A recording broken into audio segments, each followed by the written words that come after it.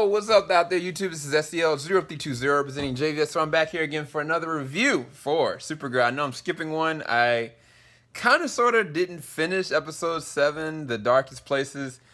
It was pretty good from what I've seen, but I don't want to get into that review. Tonight is all about that 4-night DC crossover event, Heroes versus Aliens, and it starts off with Supergirl episode 9, MEDUSA. The MEDUSA is encompassed of the actual virus that was a retrovirus that was designed by Cadmus or Lexa Luthor, which is the mother of Lex Luthor, which is the adopted mother of Lena Luthor, which is so confusing. But nonetheless, this episode was actually pretty good.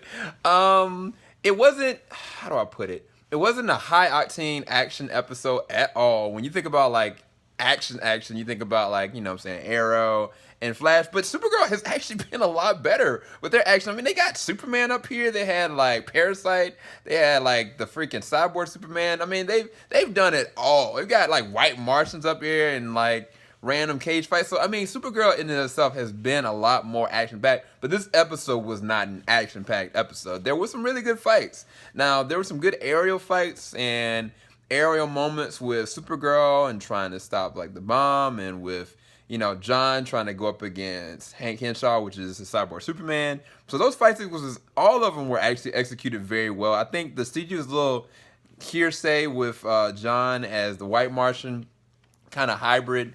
But in terms of development of characters, I didn't expect that. I thought that they were just going to concentrate on, you know, the alien side of what was going on instead of kind of shoehorning in Barry and Cisco towards the end. That's the only really critique that I have of it. So the episode itself was a good Supergirl episode, but wasn't like what I thought in terms of it being an episode that was really just surrounding the event. You know what I'm saying? So, but when it comes to like Alex with Maggie and their relationship, really, I mean, the situation has really started to escalate, and Alex is becoming who she perceives that she should be, and I mean, she's kind of growing into her own, and it's actually done very well. I've already said this before, but I think that the execution of her sexuality, and then in terms of like her as a character, she hasn't diminished as a character, unlike kind of what's going on with Gotham and with Penguin, which I actually kind of bumped that to the side, especially for tonight.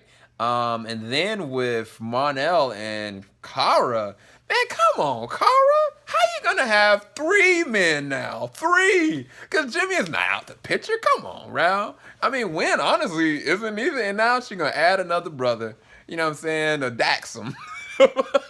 But no, I mean, the thing is, I like Chris Wood. Like, I like the actor. I've loved him since, you know what I'm saying, Vampire Diaries. So it's kind of hard for me personally because I actually like him as a character. I think he's really dope. And then him with the fight with Cyborg Superman in the beginning was actually pretty awesome. And then I think he really is changing and transforming as a character. I think that Alex and Mon-El, they've actually progressed their characters very well. And then even, I guess, the perspective for Supergirl and with John Jones have actually gone through a lot as well as far as the development as characters since looking at the show. But if I know for a fact Jarrell looked at this episode tonight, he had no idea what happened this season. You know what I'm saying? So it's like for him, this being a crossover episode, especially the first one, I don't think it succeeded as in platforming it as well as they could have. I think they should have added a lot more what's going on with the alien invasion. But in terms of it being a Supergirl episode, it was really good. So, I mean, for a Supergirl episode, I'd give it a 9.